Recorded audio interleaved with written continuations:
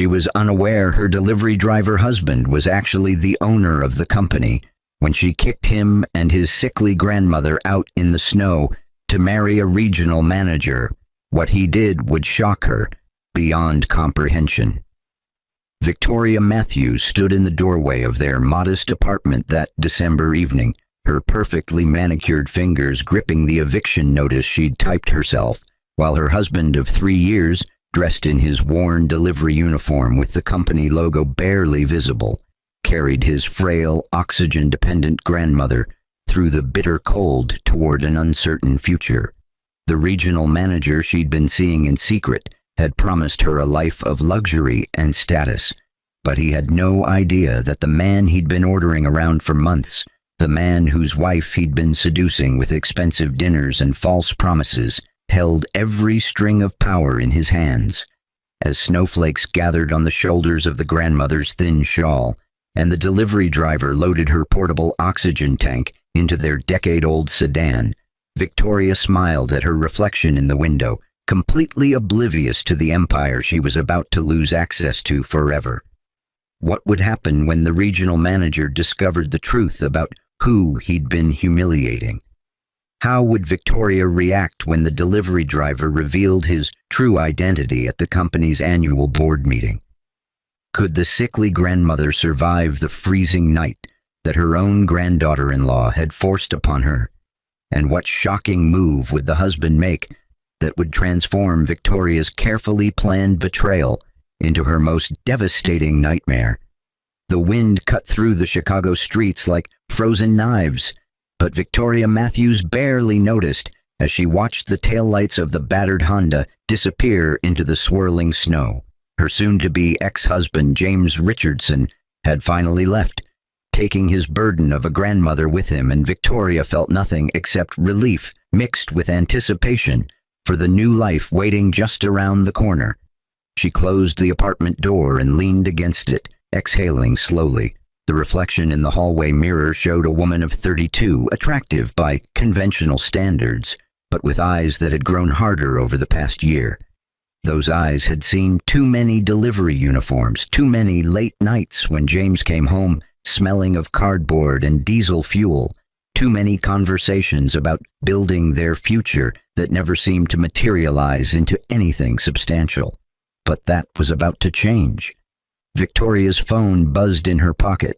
The text from Derek Morrison, regional manager of Quickship Logistics, made her smile. "Is it done? Can I come over now?" She typed back quickly. "Give me 20 minutes. Want everything perfect for you." What Victoria didn't know, what she couldn't possibly have known, was that Derek Morrison was about to have the worst night of his professional life, but not for any reason he could currently imagine. The regional manager position he held so proudly, the one that had allowed him to seduce a delivery driver's wife with promises of luxury and advancement, was about to become utterly meaningless in ways that would redefine his understanding of hierarchy and power. James Richardson had met Victoria at a corporate charity event, though she'd assumed he was there as a donor rather than as the anonymous benefactor who'd funded the entire evening. He'd been wearing a simple suit, expensive but understated, and when she'd asked what he did for a living, he'd simply said, "I work in logistics." It wasn't technically a lie, but it wasn't the whole truth either. The truth was that James Richardson, at age 28, had inherited Quickship Logistics from his father, who'd built it from a single delivery van into a regional powerhouse with 14 distribution centers and over 3,000 employees. But James had also inherited his father's philosophy: never let wealth separate you from understanding the business from the ground up. His father, Robert Richardson, had made James promise something on his deathbed. Spend at least 5 years working as a regular employee before you take the throne. Learn what makes this company actually run, not from reports or boardrooms, but from the loading docks and delivery routes. Promise me. James had promised, but he'd modified the plan slightly. He'd spent 2 years working his way through various positions in the company: warehouse associate, dispatcher, route supervisor, all while the board of directors and senior management knew his true identity. But then he'd met Victoria, and something had shifted in his approach. He'd fallen genuinely in love with her warmth, her ambition, her drive to create a better life. But he'd also noticed how her eyes lit up when she talked about success and status, how she measured people's worth by their job titles and bank accounts. James had made a decision that would prove either brilliantly insightful or catastrophically foolish. He would tell her he was a delivery driver, nothing more, and see if their love could survive without the weight of his wealth attached to it. "I want to be loved for who I am, not what I own," he'd confided to his grandmother Eleanor, the only family member he had left after his parents' deaths. Eleanor had raised her eyebrows from her armchair, oxygen tube trailing from her nose to the portable tank beside her. "That's noble, Jamie, but it's also dangerous. You're testing her, and tests like that rarely end well for anyone." But James had been determined, and Victoria had seemed genuinely in love with him, despite his modest delivery driver salary. They'd married in a small ceremony, moved into a reasonable apartment, and for the first year, everything had seemed perfect. The cracks had started showing in year 2. Victoria moved through the apartment quickly, removing the last traces of James and Eleanor from the living space. The oxygen tank stand went into the closet. The photographs came down from the walls. The modest furniture that James had brought from his grandmother's old house, pieces that were actually valuable antiques, though Victoria had never bothered to look closely enough to notice. She pushed into the spare bedroom. Within 30 minutes, the apartment looked like a different place, ready for the new chapter of her life with Derek Morrison, a man who understood success and wasn't afraid to pursue it. Derek arrived at 8:30 carrying champagne and wearing a smile that suggested he'd won some kind of victory. In his mind, he absolutely had. He'd identified an unhappy wife, cultivated her dissatisfaction with her delivery driver husband, and positioned himself as the superior alternative. It was a game he'd played before, though never with quite such satisfying results as watching one of his own drivers get kicked out into the snow. "You actually did it," Derek said, setting the champagne on the counter and pulling Victoria into an embrace. "I'm proud of you. That took courage." Victoria melted into his arms, breathing in his expensive cologne. "I couldn't do it anymore, Derek. The constant smell of diesel fuel, the way he'd come home exhausted every night, the way he wasted our money taking care of that sick old woman who isn't even really his responsibility. She's his grandmother. Let her children take care of her." Derek kissed her forehead. "You deserve so much better, and starting Monday, you're going to have it. I've already talked to HR about bringing you on as my executive assistant. $45,000 to start, full benefits, company car allowance. You'll be making almost as much as your ex-husband." What Derek didn't know, what he would discover in less than 72 hours, was that James Richardson's actual annual compensation, when you included his dividends, stock options, and profit sharing as the majority owner of QuickShip Logistics, exceeded $7 million.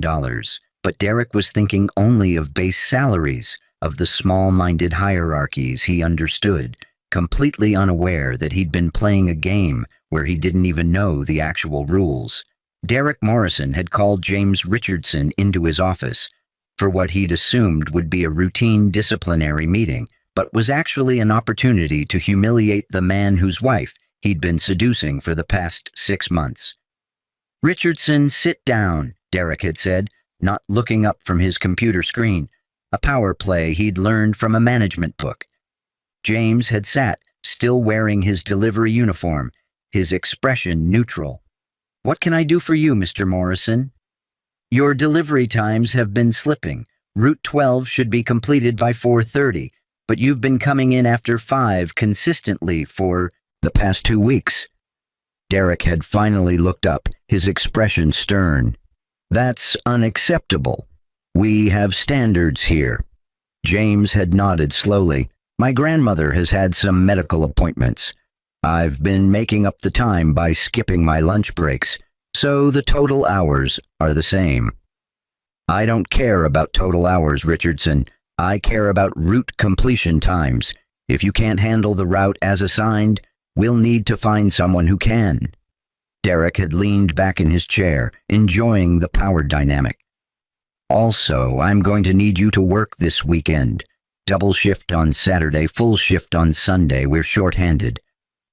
I can't this weekend, James had said quietly. My grandmother has a procedure scheduled, and I'm her only— Did I ask if you could, Richardson? Derek had interrupted. I'm telling you that you will. This is your job. If you want to keep it, you'll be here Saturday at 6 a.m. If you don't show up, don't bother coming back Monday. James had stood up slowly, and for just a moment, Derek had seen something in the other man's eyes.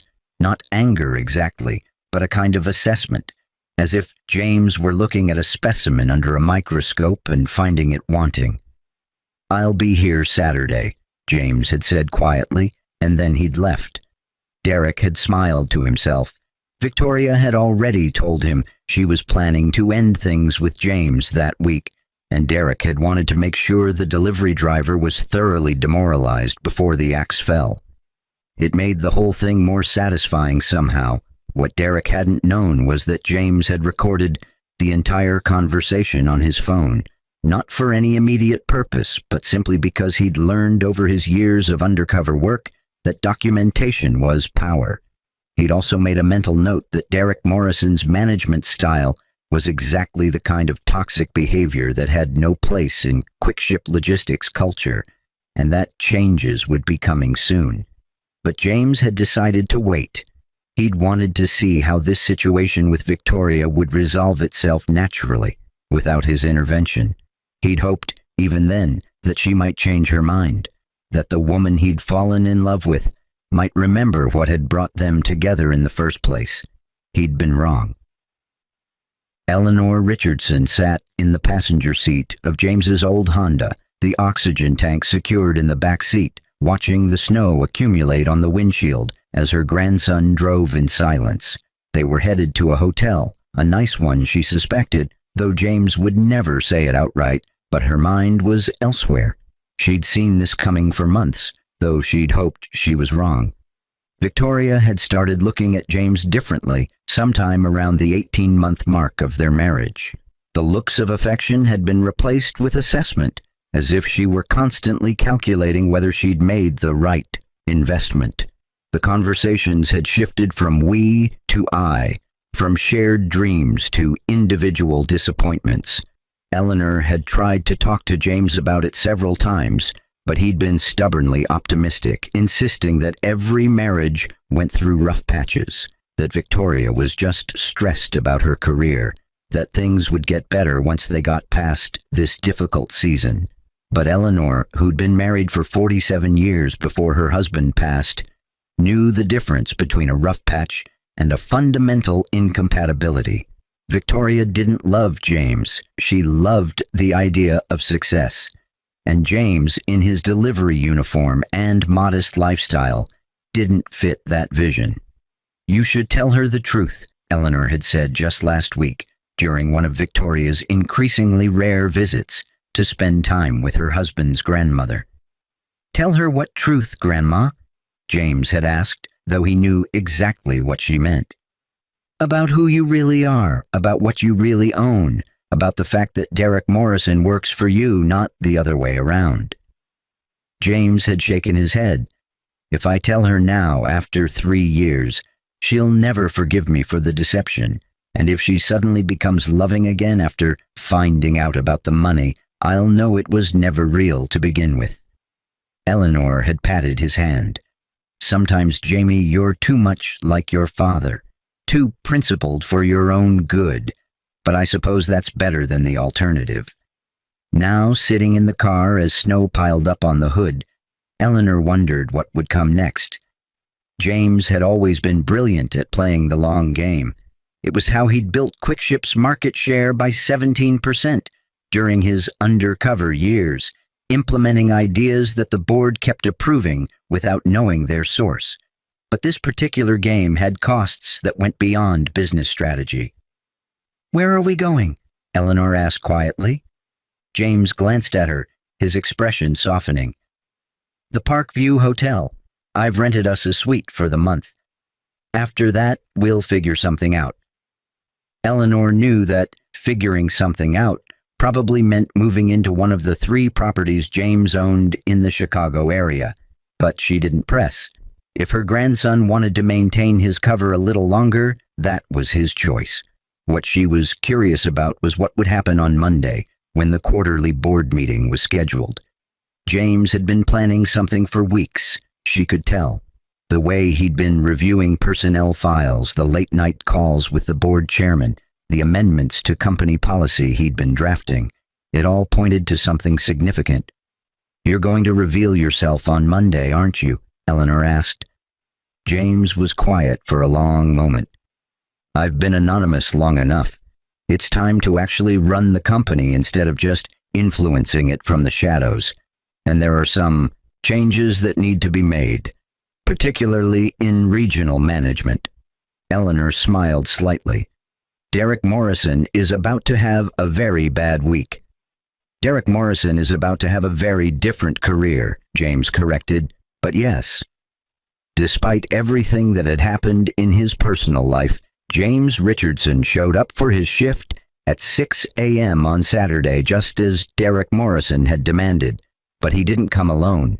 Martin Chen, chairman of Quickship Logistics Board of Directors, accompanied him, along with 2 other board members and the company's chief operating officer.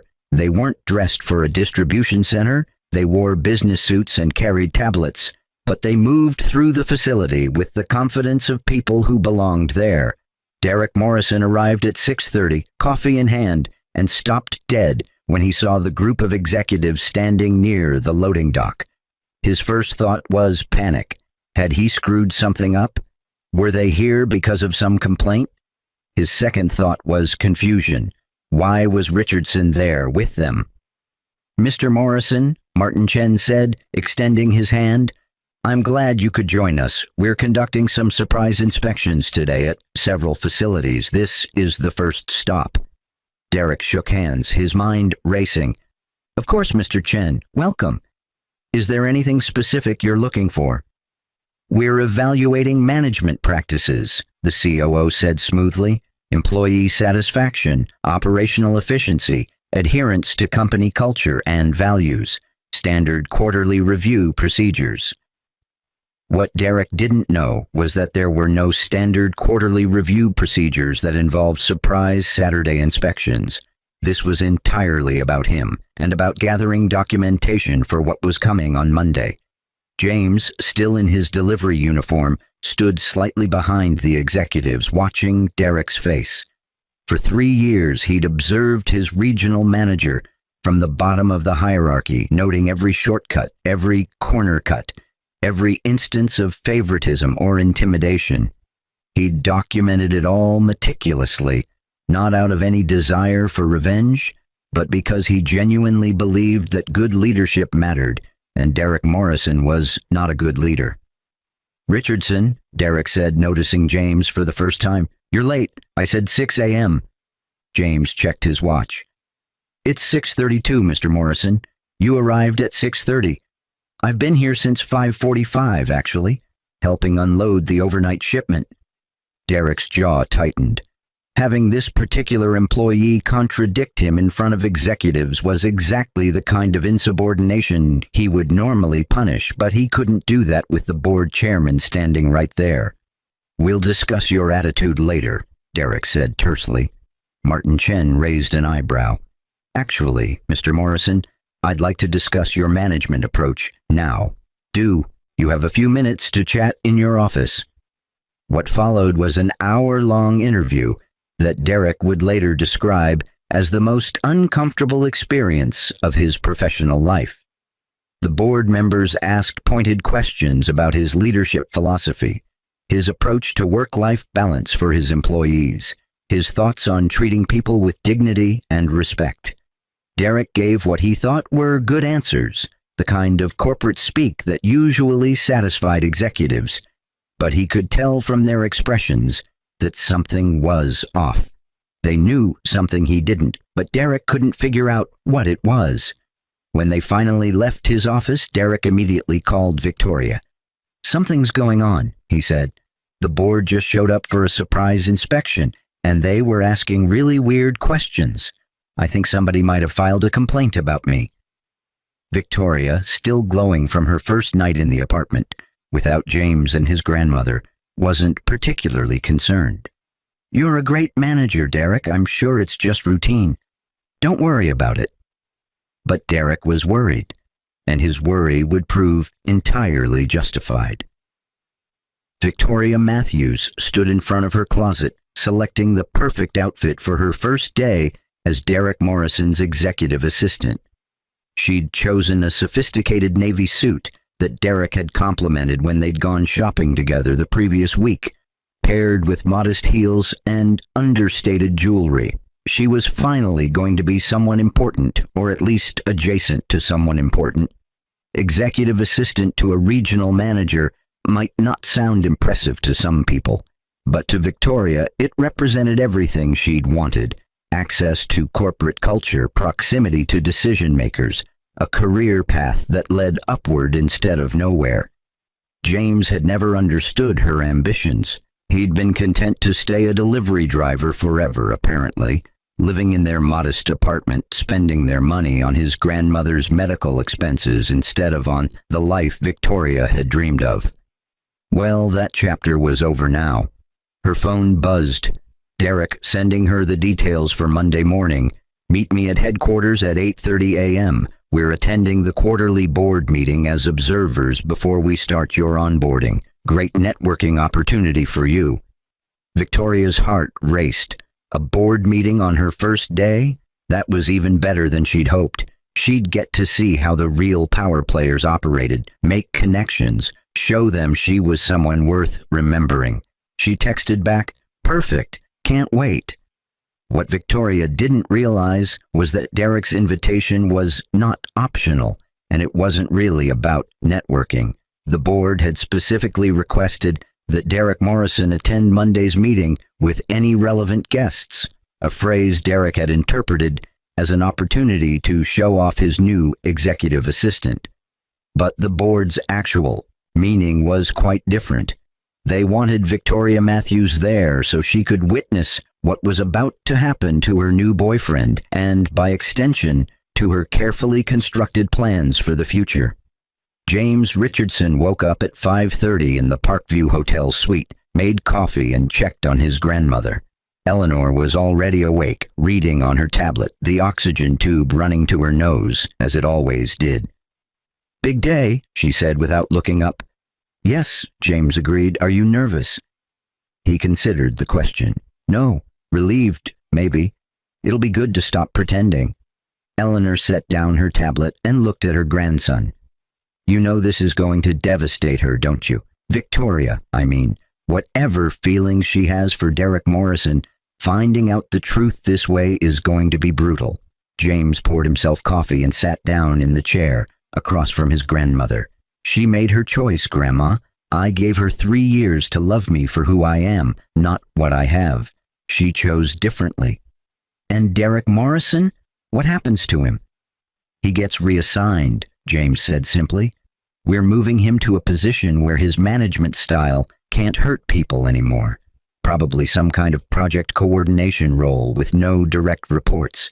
He's not without skills. He's good at logistics planning, actually. He's just terrible at treating human beings like they matter." Eleanor nodded slowly. "And the company? This reveal is going to send shockwaves through the whole organization." "That's the point," James said. "For 3 years, I've been learning everything about how QuickShip actually operates from the ground level. I've seen what works and what doesn't, who the real leaders are and who's just coasting on their position. Now it's time to use that knowledge to make the company better." He checked his watch. "I need to go. The meeting starts at 9 and I want to be there early." "What are you going to wear?" Eleanor asked with a slight smile. James grinned. "My delivery uniform at first, just for the dramatic effect. But I've got a suit in the car for after the initial reveal." "Your father would be proud," Eleanor said softly. "Not of the drama. He hated drama. but of the work you've put in, the way you've actually learned the business. He'd be very proud." James kissed his grandmother's forehead. "Thanks, Grandma. I'll call you when it's over." The QuickShip Logistics boardroom occupied the entire top floor of the company's downtown Chicago headquarters, with floor-to-ceiling windows offering views of the city skyline.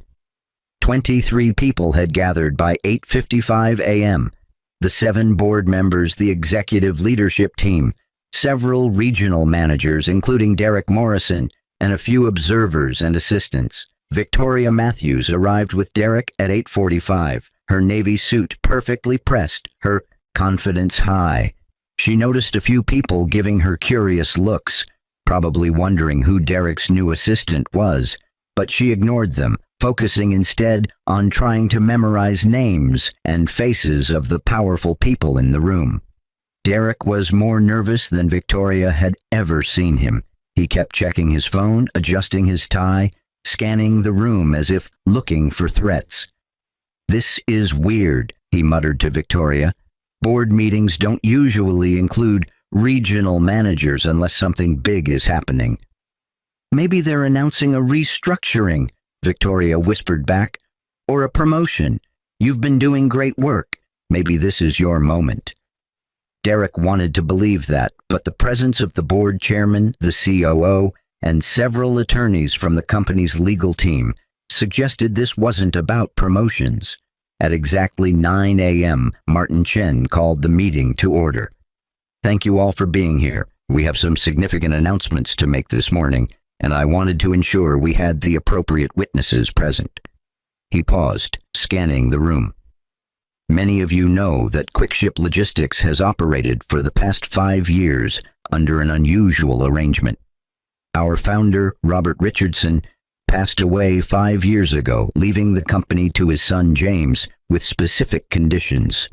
Those conditions required James to work in the company at ground level for a minimum of 5 years before assuming his role as owner and CEO. Derek felt Victoria's hand tighten on his arm. Something in her expression had changed, though she didn't yet understand why. Martin continued. "That 5-year period ended last month. James has spent the past 3 years working as a delivery driver, route supervisor, and in various other positions throughout the company, learning our operations from the ground up. Today, we're officially recognizing his ownership and announcing his appointment as Chief Executive Officer of QuickShip Logistics." The room buzzed with murmurs. Several people looked confused. One of the other regional managers leaned over to Derek and whispered, "Did you know about this?" Derek shook his head, his face pale. His mind was racing, trying to connect dots that didn't quite fit together yet. Martin Chen gestured toward the door. "James, would you like to join us?" The boardroom door opened and James Richardson walked in, still wearing his delivery uniform. Victoria's coffee cup slipped from her fingers, splashing across the table. Several people turned to look at her, but she barely noticed. Her entire world had just inverted itself in a way that defied comprehension. That was her husband, her ex-husband, the delivery driver she'd kicked out into the snow 3 days ago, walking into the boardroom, being introduced as the owner of QuickShip Logistics. Derek Morrison's reaction was slower, but no less devastating. The delivery driver he'd been humiliating for months, the man whose wife he'd seduced, the employee he'd threatened with termination just last week. That man was his boss, had always been his boss, would always be his boss. James stood at the head of the table, still in his uniform, and looked around the room with calm, measuring eyes. When his gaze landed on Victoria and Derek, sitting together in observers' chairs against the wall, he paused for just a moment. Victoria saw something in his expression, not anger exactly, but a deep sadness mixed with resignation. "Thank you, Martin," James said, his voice steady. "For those of you who don't know me or who know me only as a colleague in the field, let me introduce myself properly. I'm James Richardson, majority owner of QuickShip Logistics, and as of today, your CEO." He clicked a remote and a presentation appeared on the large screen behind him. Over the past 3 years, I've worked alongside many of you. I've loaded trucks at 3 a.m., driven routes in blizzards, helped customers track lost packages, and cleaned bathrooms at distribution centers. I've done this not as some kind of reality TV stunt, but because I genuinely wanted to understand how this company operates from every perspective. The presentation showed charts and graphs, operational efficiency improvements, employee satisfaction scores, customer retention rates. What I've learned, James continued, is that QuickShip is a good company with great employees and strong fundamentals, but we have some serious cultural issues that need to be addressed. He clicked to a new slide showing organizational charts. Specifically, we have managers who treat their positions as opportunities for power rather than service. We have leaders who measure their success by how many people they control rather than how many people they help develop. And we have systems that allow talented employees to be overlooked while politically savvy but ineffective managers advance. Derek Morrison felt every eye in the room land on him, even though James hadn't named anyone specifically. Starting today, we're implementing some changes, James said. First, we're restructuring regional management to emphasize servant leadership and employee development. Managers will be evaluated not just on operational metrics, but on employee satisfaction, retention, and growth. He clicked again, and Derek's name appeared on the screen under Management Reassignments. Derek Morrison, currently regional manager for the Central District, will be transitioning to a new role as Senior Logistics Coordinator for Special Projects. This is a lateral move in terms of compensation, but it removes direct reports and focuses on Derek's considerable strengths in planning and coordination rather than personnel management. The room was silent. Everyone understood what had just happened. Derek Morrison had been demoted in all but name, stripped of his power and authority in front of the entire company leadership. Victoria's face had gone completely white. She wasn't stupid. She could see the connections now, understand the full scope of what she'd done. She'd left the owner of the company for a regional manager who was about to be reassigned. She'd kicked out the man who could have given her everything she wanted, because he'd chosen to work honestly instead of leveraging his position. But the true weight of her mistake hadn't fully hit her yet. That would come later. James continued his presentation, detailing other organizational changes, new policies, and strategic initiatives. He was professional and thorough, showing none of the personal turmoil he must have been feeling. Only those who knew him well, like Martin Chen and Eleanor, would have noticed the slight tension in his jaw when his eyes occasionally drifted to where Victoria sat, frozen in shock. After about 40 minutes, James reached the end of his formal presentation. I want to thank everyone for their dedication to QuickShip Logistics. This company succeeds because of your hard work, not because of any one person's decisions. Going forward, I'm committed to ensuring that everyone who contributes to our success is recognized and rewarded appropriately. Martin Chen stood up. Thank you, James. I think I speak for the entire board when I say we're excited to see what you'll accomplish in your official capacity as CEO. You've already proven your commitment to this company in extraordinary ways. As people began to gather their materials and prepare to leave, James held up a hand. One more thing before we adjourn. I want to address something directly because I believe in transparency and I don't want rumors to spread. He looked directly at Derek and Victoria. Some of you may have noticed that Derek Morrison brought a guest to today's meeting, Victoria Matthews. What you may not know is that Victoria and I were married until 3 days ago when she ended our relationship to be with Derek. The room went completely silent. Several board members exchanged shocked glances. Derek looked like he wanted to disappear into the floor. I'm not mentioning this to embarrass anyone, James continued, his voice even, but because I want to be clear about something. My decision to reassign Derek has nothing to do with my personal situation. Derek's management style has been problematic for over a year, and I've been documenting issues with his leadership since I started working in his region. The personnel changes announced today were planned before my personal life imploded, and they would be happening regardless of who Derek is or isn't dating. He paused, letting that sink in. However, I also want to be clear that Victoria Matthews will not be joining Quickship Logistics in any capacity.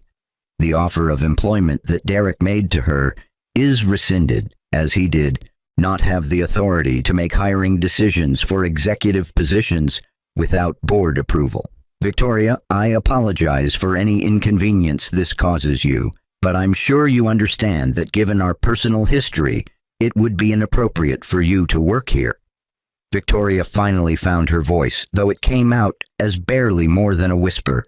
James, We can discuss the divorce paperwork separately, James said, cutting her off gently but firmly. This isn't the appropriate venue. My attorney will be in touch. He turned back to the room. If there are no other questions, we're adjourned. Department heads, please stay for a brief follow-up meeting. Everyone else, thank you for your time. As people began filing out, Derek sat frozen in his chair. His career wasn't over. The new position James had assigned him was actually a pretty good role for someone who didn't want management responsibilities, but his pride was shattered. He'd been playing power games with the owner of the company, seducing the owner's wife, and he'd been too blind and arrogant to see the truth even when it was right in front of him. Victoria remained seated as well, though for different reasons. Her mind was replaying the past 3 years like a horror movie, seeing every moment through a new lens. Every time James had worked a double shift without complaint, he'd been choosing to understand his employees' lives rather than exploiting his power. Every time he'd brought home his modest paycheck, he'd been testing whether she could love him without wealth. Every time she'd complained about their financial situation, she'd been failing a test she didn't know she was taking, and now she'd failed definitively.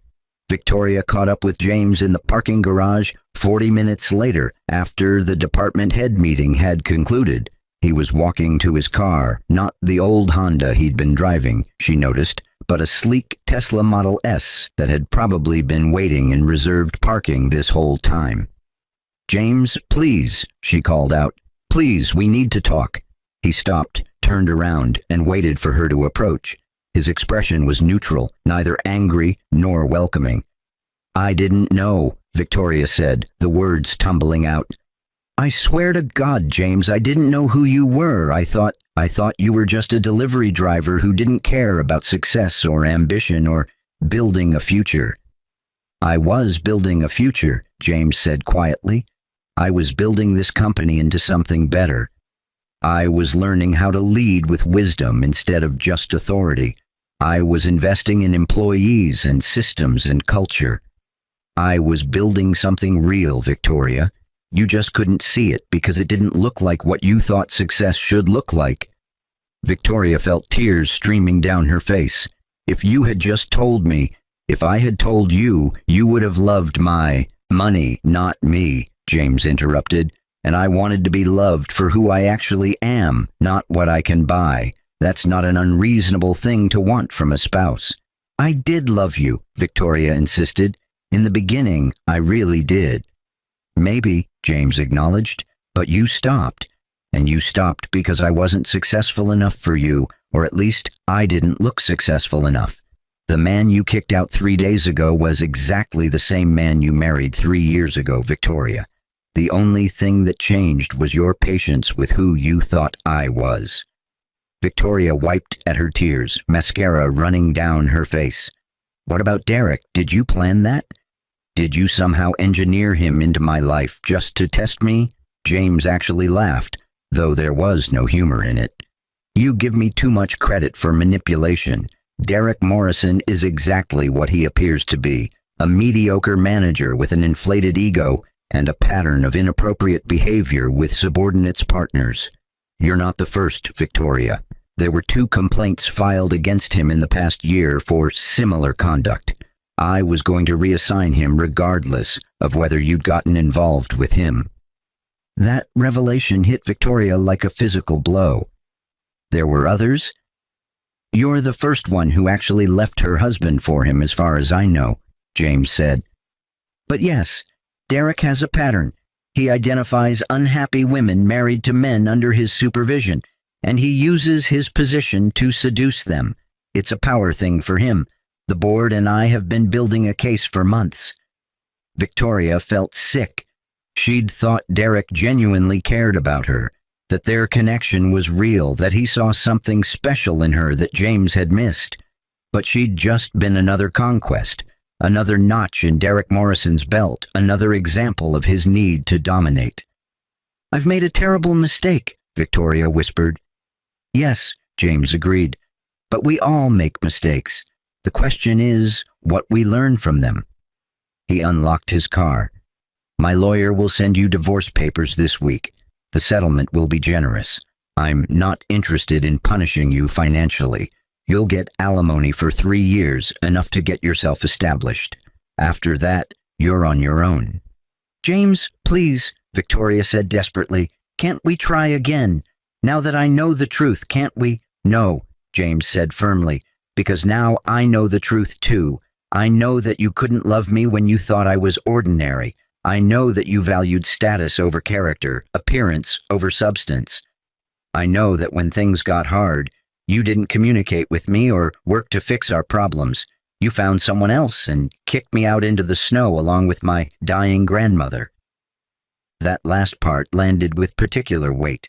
Victoria had almost forgotten about Eleanor in the chaos of the morning's revelations. "How is Eleanor?" Victoria asked quietly. "Alive, despite your best efforts," James said, his voice harder than she'd ever heard it. "We spent Friday night in a hotel because you threw us out with nowhere to go. My 83-year-old grandmother, who needs oxygen to breathe, spent hours in a freezing car because you couldn't be bothered to show basic human decency. That, Victoria, is what I can't forgive. You didn't just betray me. You endangered someone vulnerable and defenseless because she was inconvenient to your plans." Victoria had no response to that. She'd thought of Eleanor as a burden, an obligation that James was foolish to maintain.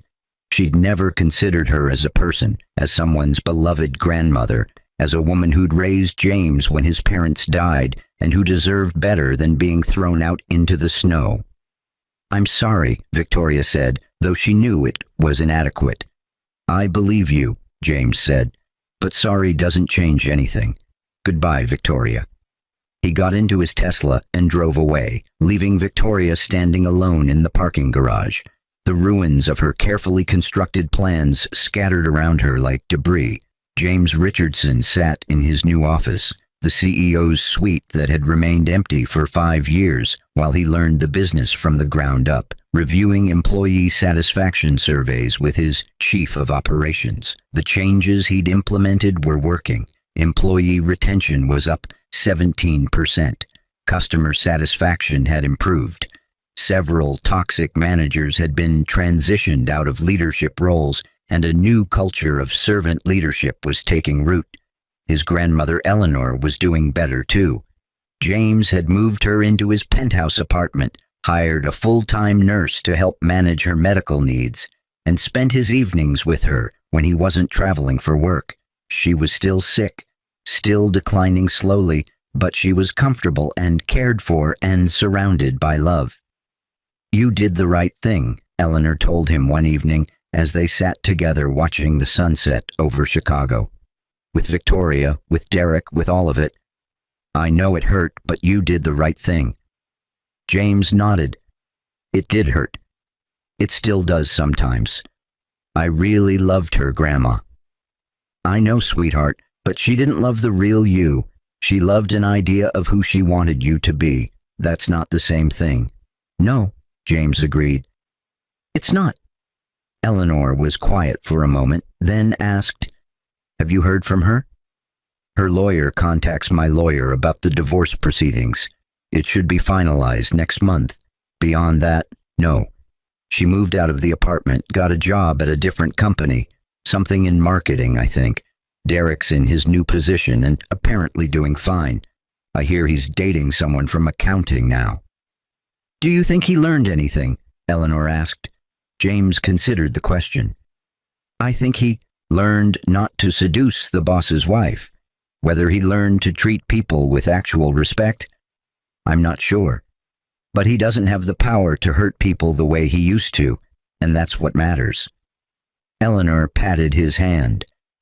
Your father would be proud of you, not just for how you handled this situation, but for everything. You've become the leader he hoped you'd be. James smiled, though his eyes were sad. I wish he could see it. He can, Eleanor said with certainty. Wherever he is, he knows, and he's proud. They sat in comfortable silence as the sun sank lower, painting the Chicago skyline in shades of orange and gold. James thought about the past 3 years, about everything he'd learned and everything he'd lost. The experience had cost him his marriage and tested his faith in people, but it had also given him something valuable, certainty about who he was and what he stood for. He'd learned that true success wasn't about appearances or status symbols. It wasn't about having power over people or measuring worth by job titles. True success was about building something meaningful, treating people with dignity and staying true to your values, even when it was difficult. Victoria had taught him that lesson, though not in the way either of them had intended. His phone buzzed with an email from Martin Chen. Board meeting next week. We need to discuss the expansion into the Pacific Northwest. Your strategy proposal was excellent. Let's make it happen. James smiled and typed back a quick response. This was his life now, building the company his father had started, creating opportunities for thousands of employees, making decisions that actually mattered. It wasn't the life he'd imagined 3 years ago when he'd married Victoria, but it was a good life nonetheless. And somewhere across the city, in a modest apartment that was considerably smaller than the one she'd shared with James, Victoria Matthews looked at her own reflection in the mirror and wondered how she'd gotten everything so wrong. The divorce was almost final. Derek had lost interest in her within 6 weeks, moving on to his next conquest. Her new job was fine but unremarkable, with no real prospects for advancement. She thought about the Tesla she'd seen in the parking garage, about the penthouse apartment James had moved into, about the life she could have had if she'd just been patient, if she'd just valued the man instead of his perceived status. But mostly she thought about the moment when James had told her goodbye in that parking garage, his voice sad but firm, his decision final. She'd wanted to be someone important, someone successful, someone who mattered. Instead, she'd become someone who'd thrown away something real in pursuit of something shiny and false. The lesson had been expensive, but Victoria was finally learning it. Success isn't about how things look from the outside. It's about who you are when nobody's watching, about the choices you make when things are difficult, about whether you can love people for who they are rather than what they can give you. She'd failed that test spectacularly, but perhaps, in time, she'd get another chance to prove she'd learned something from the failure. Or perhaps not. Some mistakes once made can't be unmade. Some bridges once burned can't be rebuilt. Victoria closed her eyes and whispered to the empty apartment, "I'm sorry, James." But James Richardson was miles away, sitting with his grandmother as the sun set over Chicago, building a company and a life that didn't include her anymore.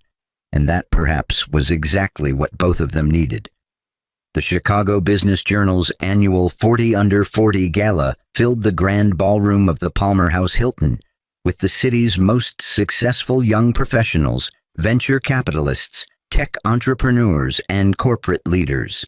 James Richardson stood near the floor-to-ceiling windows, champagne flute in hand, looking out at the city lights but not really seeing them. He'd been named to the list. Inevitable, really, given QuickShip Logistics' explosive growth under his public leadership. But the recognition felt hollow somehow. The company had expanded into 17 new markets.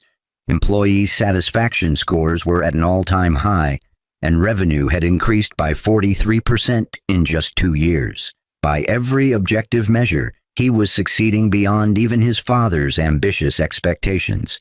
But success, he'd learned, didn't fill the empty spaces in your life.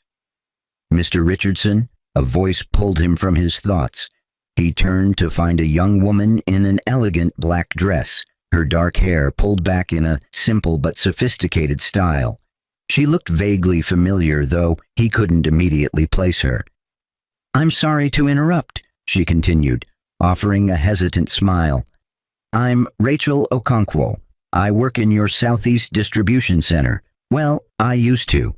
I was just promoted to Assistant Operations Manager for the region." James's face brightened with genuine warmth. "Rachel, of course. You were the one who redesigned the package sorting workflow that saved us 20 minutes per shift. That was brilliant work. Congratulations on the promotion." Rachel's surprise was evident. "You remember that? I mean, you remember me?" "I remember everyone who makes QuickShip better," James said simply. "That's not corporate speak. I actually mean it. Your innovation is being rolled out across all our facilities now. You've probably saved the company millions in labor costs and reduced employee fatigue significantly. That matters." They talked for several minutes about Rachel's new role, her ideas for further improvements, her goals for the future. James found himself relaxing into the conversation in a way he rarely did at these networking events. Rachel was genuine, passionate about her work, unimpressed by titles and status. She reminded him in some ways of who he'd hoped Victoria might be. When their conversation eventually wound down, Rachel hesitated before speaking again. "Mr. Richardson, I heard about what happened with your wife. I mean, your ex-wife. I'm sorry. That must have been difficult." James was quiet for a moment. "You worked in Derek Morrison's region, didn't you?" Rachel nodded. "I did, and I saw how he operated. Several of us tried to report his behavior, but it never seemed to go anywhere until you dealt with it yourself." "I'm sorry you experienced that," James said sincerely. "The system should have protected you better. We've made changes since then. Anonymous reporting channels, third-party investigators, zero-tolerance policies. It shouldn't have taken the owner getting personally involved for someone like Derek to face consequences." "Those changes have made a real difference," Rachel said. "The new regional manager, Sarah Chen, is incredible. She actually listens to us, values our input, treats us like human beings instead of resources to be managed. The whole culture in our region has transformed." They were interrupted by the evening's master of ceremonies announcing that dinner would be served shortly, but Rachel touched James's arm gently before leaving. "Thank you for what you did. Not just with Derek Morrison, but with everything. A lot of us were ready to quit before you took over publicly. You saved more than just a company. You saved people's livelihoods and dignity." After she left, James stood alone again, thinking about that conversation. This was why the work mattered, why the painful lessons of the past 3 years had been worth learning. Real leadership wasn't about power or status or having people fear you. It was about creating environments where talented people like Rachel could thrive. "You're brooding again," a familiar voice said from behind him. James turned to find his grandmother Eleanor approaching slowly, supported by a sleek walker but looking stronger than she had in years. The new treatment protocol her doctors had started 6 months ago was working small miracles, giving her energy and independence she hadn't had in a long time. "I'm not brooding, Grandma," James protested. "I'm reflecting." Eleanor laughed, the sound raspy but genuine. "That's just brooding with better vocabulary. Come sit with me. These old bones can't stand for too long, even with the walker." They found a quiet table in the corner, away from the networking clusters. Eleanor studied her grandson's face with the knowing eyes of someone who'd watched him grow from infant to man. "You're thinking about her," Eleanor said. It wasn't a question. James didn't pretend to misunderstand. Sometimes. Not as much as I used to, but sometimes. Is that pathetic? It's human, Eleanor corrected gently. You loved her. Love doesn't just disappear because someone betrays you. It fades over time, transforms into something else, but it doesn't vanish instantly. I saw her last month, James admitted, at a coffee shop downtown. She didn't see me. I left before she could, but she looked different. Older somehow, though it's only been 2 years. Tired. Eleanor was quiet for a moment, then asked, "Did you want to talk to her?" James considered the question honestly. No, maybe a year ago I would have. I spent a lot of time imagining what I'd say if I ran into her, how I'd prove that I'd moved on and was doing great. But actually seeing her, I realized I didn't need to prove anything. Her opinion of me doesn't define my worth anymore. That's growth, Eleanor said approvingly. The divorce was finalized 14 months ago, James continued. I signed the papers, she got her settlement, and that was it. Sometimes I wonder if she ever thinks about what she gave up, if she has any regrets, or if she's found whatever it was she was looking for when she left me for Derek. Eleanor patted his hand. Does it matter?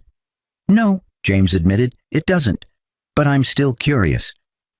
What James didn't know, what he couldn't have known sitting in that ballroom surrounded by Chicago's elite, was that Victoria Matthews was, at that exact moment, sitting alone in her apartment reading that very same Chicago Business Journal article about the 40 under 40 honorees. Victoria's studio apartment in Lincoln Park was nice enough, certainly nicer than what many single women in Chicago could afford, but it was a fraction of the size of the penthouse she could have been living in if she'd made different choices. She'd furnished it carefully with pieces from Target and IKEA, creating a space that was functional but impersonal, as if she were still waiting for her real life to begin. The magazine lay open on her coffee table, James's professional headshot staring up at her. The article detailed his accomplishments. Youngest CEO of a major logistics company in the Midwest, innovative leadership practices that had become case studies at business schools, philanthropic work funding education programs for warehouse workers. There was no mention of his personal life, no indication whether he was dating anyone or had moved on. The article focused entirely on his professional achievements, but Victoria could read between the lines. This was who James had always been, someone who changed lives quietly, who built things that mattered, who measured success by impact rather than appearances. And she'd been too blind to see it. Her phone buzzed. Derek Morrison's name appeared on the screen, a text message asking if she wanted to grab drinks. Victoria deleted it without responding, just as she'd deleted his last dozen messages. Derek had circled back to her several times over the past 2 years, usually when whatever relationship he was currently in had ended, apparently thinking Victoria might be desperate enough to take him back. She wasn't. Derek had been reassigned again 6 months ago, not fired exactly, but moved to an even less influential position after his pattern of inappropriate behavior had continued in his new role. Last she'd heard, he was working in vendor management, a solitary position with no direct reports and no opportunity to leverage power over vulnerable people. Victoria felt nothing for Derek now except a vague disgust at her own judgment. What had she seen in him? The confidence, she supposed, the apparent success, the way he'd made her feel special, chosen, important. But it had all been hollow, a performance designed to feed his ego rather than build anything real. She looked again at James's picture in the magazine. In the photo, he was smiling, not the forced corporate smile she'd seen in so many executive headshots, but a genuine expression of warmth. The article mentioned that he'd been photographed at a quick-ship facility with employees, that he still spent at least 1 day a week working alongside warehouse staff and delivery drivers. Of course he did. That was who James was. Victoria's laptop sat open beside the magazine, Her LinkedIn profile displayed on the screen. She'd been updating it, preparing to apply for a new position at a marketing firm that promised better advancement opportunities. The work was fine, the pay was adequate, but she was still chasing something she couldn't quite name, still looking for validation through job titles and career progression. She was starting to suspect that what she was really looking for couldn't be found in any job description. Her phone rang, not Derek this time, but her sister Michelle calling from Portland. "Hey," Victoria answered, grateful for the distraction. "Hey yourself," Michelle said cheerfully. "I was just thinking about you. How are you doing?" "I'm okay," Victoria said automatically, then corrected herself. "Actually, I'm not sure. I'm looking at an article about James in the Business Journal, and I'm having feelings about it." Michelle was quiet for a moment. She'd been Victoria's chief supporter through the divorce, flying in from Portland to help her move into the studio apartment, listening to hours of tearful confessions about everything Victoria had thrown away. "What kind of feelings?" Michelle asked carefully. "Regret, mostly," Victoria admitted. "Not just about losing him, but about who I was when I made that choice. I keep thinking about how I valued all the wrong things, how I mistook Derek's arrogance for confidence and James's humility for weakness, how I literally kicked out a sick old woman into the snow because she was inconvenient to my plans." "You've grown a lot in 2 years," Michelle said gently. "That's what matters now. Not who you were then, but who you're becoming." Victoria wasn't sure she had grown, though. She was still chasing career advancement, still measuring her worth by external achievements, still looking for validation in all the same places that had led her astray before. "Do you think he ever thinks about me?" Victoria asked quietly. Michelle hesitated. "Does it matter?" "Everyone keeps asking me that," Victoria said with a bitter laugh. "But yes, it matters to me. I need to know if I completely destroyed something that could have been salvaged or if it was already broken beyond repair." "Vic," Michelle said carefully, "you kicked him and his dying grandmother out into the snow so you could be with his employee. Then it turned out he was actually the owner of the entire company, and you'd left him for someone who was about to be demoted. I don't think there's any salvaging that." Victoria knew her sister was right, but the truth still stung. "I know, I keep wondering what would have happened if I'd been patient, if I'd trusted him, if I'd valued character over status. You'd probably be living in a penthouse right now, married to a CEO and actually happy," Michelle said bluntly. "But you can't change the past, Vic. You can only decide who you want to be going forward." After they hung up, Victoria sat in silence for a long time, looking at James's picture in the magazine. She thought about writing him a letter, not asking for anything, just apologizing properly, telling him she understood now what she'd thrown away. But what would be the point? The divorce was final. He'd moved on. Any letter she sent would just be another attempt to make herself feel better, to ease her own guilt rather than actually contributing anything positive to his life. Some mistakes, Victoria was learning, couldn't be fixed with apologies. Some bridges, once burned, stayed burned. All you could do was learn from the ashes and try not to make the same mistakes again. She closed the magazine, shut her laptop, and went to bed, wondering if she'd ever stop measuring her life against the one she could have had. James returned home around 11, loosening his tie as he stepped into the penthouse apartment that still sometimes felt too large for one person. Eleanor was already asleep. The evening events exhausted her, though she refused to admit it, and the nurse had left a note saying everything had gone smoothly. He poured himself a whiskey and stood at the floor-to-ceiling windows, looking out at the Chicago skyline. This view had cost him $7 million, but money, he'd learned, was just a tool. It could buy comfort and security and opportunities, but it couldn't buy the things that actually mattered. His phone buzzed with a text from Rachel Okonkwo. "Thank you for the conversation tonight. It reminded me why I love working for QuickShip. You're building something special." James smiled and texted back, "We're building something special. It's not just me, it's people like you who make the difference." He thought about the evening, about the conversations he'd had with young professionals who were hungry to make an impact, about the recognition that meant something because it represented real achievements rather than just inherited wealth. His father had been right. The 5 years of working from the ground up had been essential. They'd taught him things no MBA program could have conveyed, given him credibility with employees that no title alone could provide. But the past 2 years of public leadership had taught him something else. Visibility came with its own challenges and loneliness. Everyone wanted something from the CEO. Access, opportunities, connections, favors.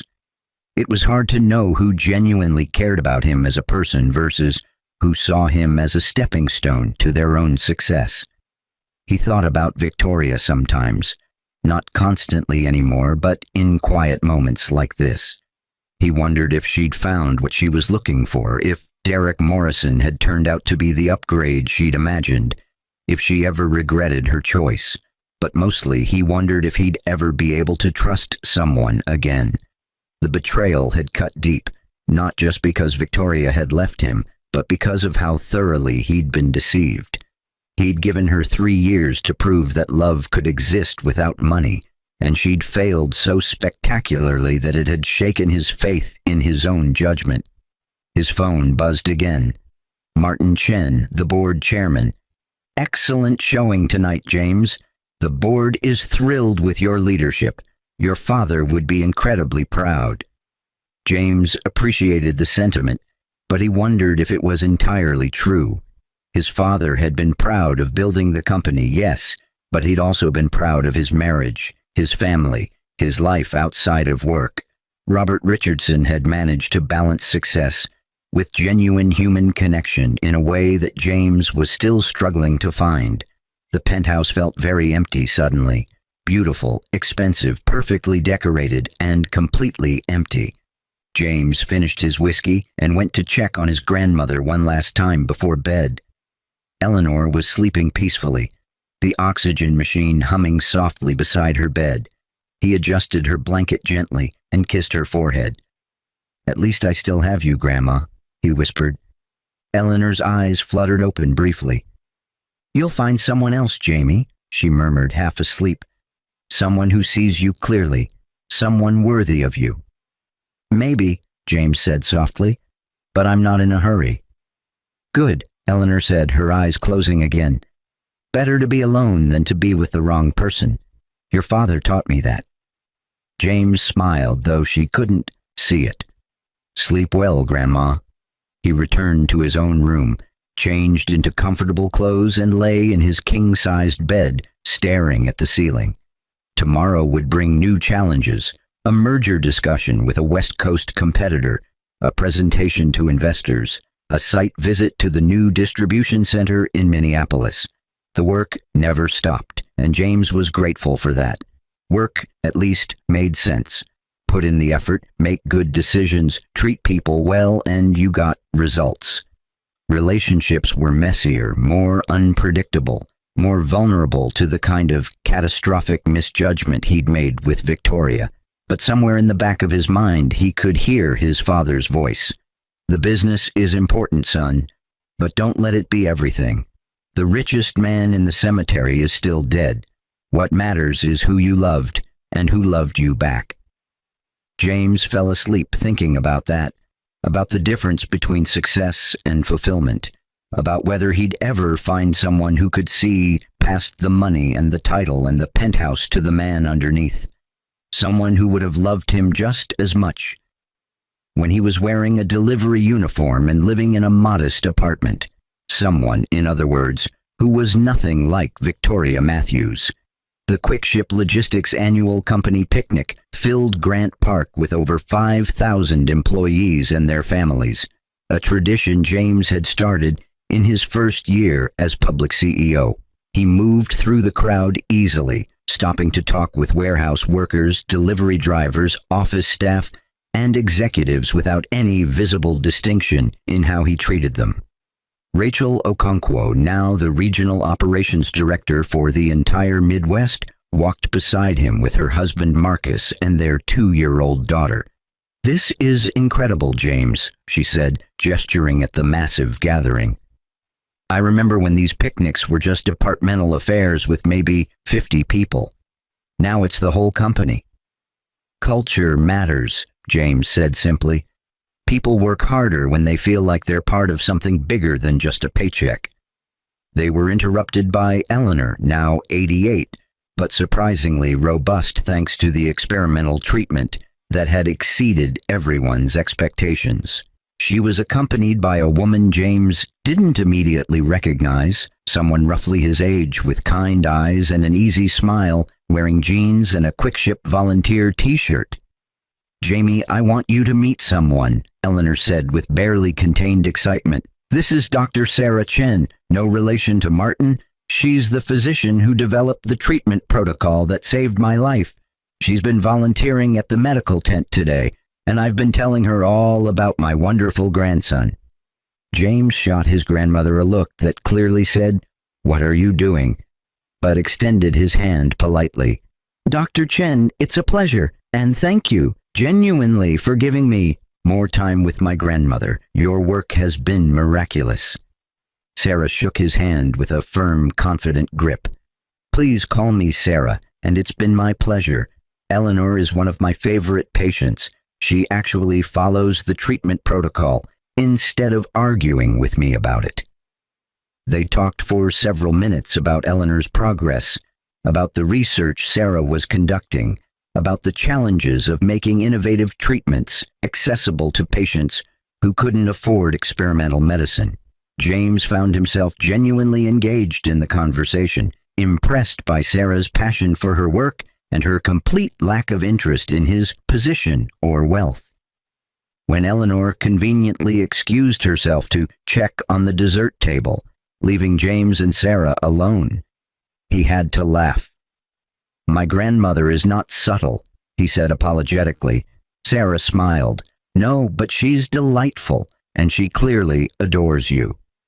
"The feeling is mutual," James said. "She's the only family I have left." They walked together through the park, conversation flowing easily. Sarah told him about her work at Northwestern Memorial Hospital, about her research into treatments for pulmonary diseases, about the challenges of balancing clinical practice with research demands. James found himself talking about QuickShip with genuine enthusiasm, explaining his philosophy of servant leadership and employee development. What struck him most was that Sarah never once asked about his wealth, his properties, his net worth, or his success. She was interested in his ideas, his values, his approach to leading people, the substance rather than the symbols. After about an hour, Sarah checked her watch. "I should get back to the medical tent. My volunteer shift isn't over for another hour, but this has been really nice, James. Your grandmother talks about you constantly, and I have to admit, I was skeptical. But you're actually as decent as she claims." James laughed. "That's probably the best compliment I've received in years. Would you be interested in having coffee sometime? Not as a patient's grandson and her doctor, but just as two people continuing this conversation?" Sarah's smile widened. "I'd like that. Though I should warn you, I'm terrible at dating. I work ridiculous hours. I'm passionate about my research to the point of obsession, and I have no interest in fancy restaurants or expensive gifts. I'd rather grab pizza and talk about things that matter." "That," James said softly, "sounds absolutely perfect." They exchanged numbers, and as Sarah walked back to the medical tent, James felt something he hadn't experienced in 7 years. Hope. Not the desperate hope of someone trying to fix what was broken, but the quiet hope of someone ready to build something new. Eleanor appeared at his elbow, looking entirely too pleased with herself. "She's wonderful, isn't she?" "Grandma, you're shameless," James said, but he was smiling. "I'm dying. Well, technically I was dying, but the point stands. I'm old and I've earned the right to meddle in my grandson's love life. Eleanor squeezed his arm. She's nothing like Victoria, Jamie. She doesn't care about your money or your title. She barely even knew who you were until I told her. I noticed, James said. And yes, she's wonderful. We're having coffee next week. Eleanor beamed. Your father would approve. He always said the right person would be someone who challenged you intellectually, matched your values, and didn't give a damn about your bank account. They stood together watching the picnic, watching QuickShip employees enjoying time with their families, watching the community that James had worked so hard to build. It wasn't perfect, no company ever was, but it was good, and it was getting better. James's phone buzzed, an email from his attorney with the subject line, FYI, Victoria Matthews. He almost deleted it without reading, but curiosity got the better of him. The email was brief. James thought you should know that Victoria Matthews was arrested yesterday for embezzlement from her employer. Apparently, she'd been skimming from client accounts for about 18 months. She's looking at serious prison time. I'm sure the press will connect her to you eventually, so I wanted you to hear it from me first. Let me know if you want our PR team to prepare a statement. David. James read the email twice, feeling a complicated mix of emotions. Sadness, mostly, not for himself, but for Victoria, for the person she'd become in her endless pursuit of success and status. The woman he'd married, for all her flaws, would never have stolen from clients. But somewhere along the way, she'd lost herself completely. Eleanor noticed his expression change. What is it? He showed her the email. Eleanor read it slowly, her face grave. That poor, foolish girl, Eleanor said quietly. She had everything and threw it away, and then she couldn't stop chasing what she'd lost. This is tragic, Jamie. Yes, James agreed. It is. Are you going to make a statement? James thought about it, then shook his head. No, this isn't about me. This is about Victoria's choices and their consequences. I'm not going to use her tragedy to make myself look good by comparison. I'll hope she gets the help she needs in prison, that she learns something from this, that she eventually finds some kind of peace. Eleanor smiled sadly. You're a better person than she deserved. No, James said. I'm just someone who learned expensive lessons about forgiveness and moving forward. Holding on to anger about Victoria would only poison my own life. She's suffering enough without me adding to it. They stood in silence for a moment, and then James tucked his phone away and turned back to the picnic, to the thousands of employees who were his responsibility and his purpose, to the life he'd built from the ashes of his marriage. In the distance, Sarah Chen was treating a child's scraped knee, her competence and compassion evident even from across the park. James found himself smiling, thinking about their coffee date next week, about the possibility of connection with someone who valued the same things he did. The past had been painful, but it had taught him what he needed to know. Success without character was meaningless, status without substance was empty, and love built on anything except genuine mutual respect and understanding was doomed to fail. Victoria had taught him all of that, though not in the way either of them had intended. Now, finally, he was ready to use those lessons to build something real. Come on, Grandma, James said, offering Eleanor his arm. Let's go get some barbecue before the ribs run out, and then maybe you can tell me more about Dr. Chen, purely for medical history purposes, of course. Eleanor laughed, the sound raspy but joyful. Of course, purely medical history, and it just so happens I know her favorite flowers, her coffee order, and the fact that she's been single for 2 years because she hasn't met anyone who interests her intellectually.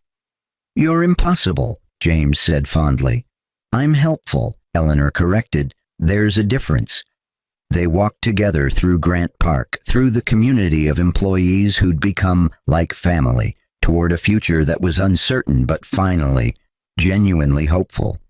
And somewhere across the city, in a holding cell awaiting arraignment, Victoria Matthews sat with her head in her hands, finally understanding, too late, far too late, the difference between what she'd wanted and what she'd actually needed. Some lessons cost everything to learn, but for those willing to actually learn them, even the most expensive mistakes could eventually lead to wisdom. The question was whether Victoria would use her time in prison to find that wisdom, or whether she'd spend the rest of her life blaming everyone except herself for the choices that had led her there. Time, as always, would tell.